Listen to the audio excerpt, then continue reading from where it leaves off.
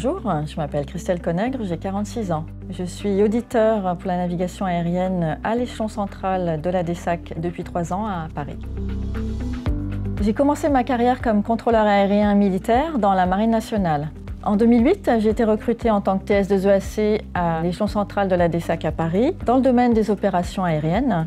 Je devais exploiter les résultats des inspections inopinées réalisées sur les aéronefs, servant notamment à l'élaboration de la liste noire des compagnies aériennes interdites en Europe. Ce métier m'a plu, j'y suis restée 7 ans, mais les déplacements sur le terrain me manquaient. Donc en 2015, toujours pour la DESAC, j'ai décidé de revenir dans mon domaine de prédilection, à savoir la navigation aérienne, mais cette fois-ci du côté de l'autorité de surveillance.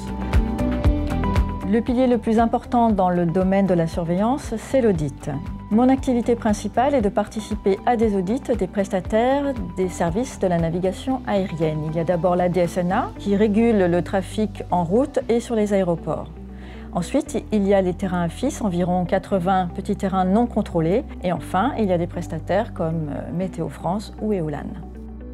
Depuis 10 ans, tous ces prestataires doivent détenir un certificat répondant à des exigences issues des règlements européens et des règlements nationaux. Je dois donc réaliser des audits réguliers pour évaluer si ces prestataires restent conformes à ces exigences et gèrent bien leur sécurité. Un audit, c'est cadré. On le prépare en amont, puis ensuite on vient sur le terrain pour mener les entretiens et recueillir des preuves. Et enfin, on rédige le rapport. Autre mission, je coordonne les méthodes de travail. Une autre mission plus transverse, je suis la référente nationale pour la qualification des auditeurs du domaine ENA. En effet, chaque auditeur doit détenir une licence de surveillance. Pour cela, je m'assure que les agents remplissent les critères. Je mets en place des stages et des formations avec le pôle formation et j'organise des journées de retour d'expérience appelées REX.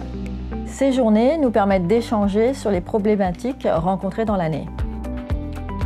Et enfin, j'ai une mission particulière. Je suis le point focal pour les échanges et le suivi du prestataire de la Nouvelle-Calédonie. Au-delà des connaissances techniques indispensables, un auditeur doit posséder des qualités humaines afin d'instaurer un climat de confiance lors de l'audit. Il doit être ouvert d'esprit face à des solutions parfois innovantes mises en œuvre par le prestataire.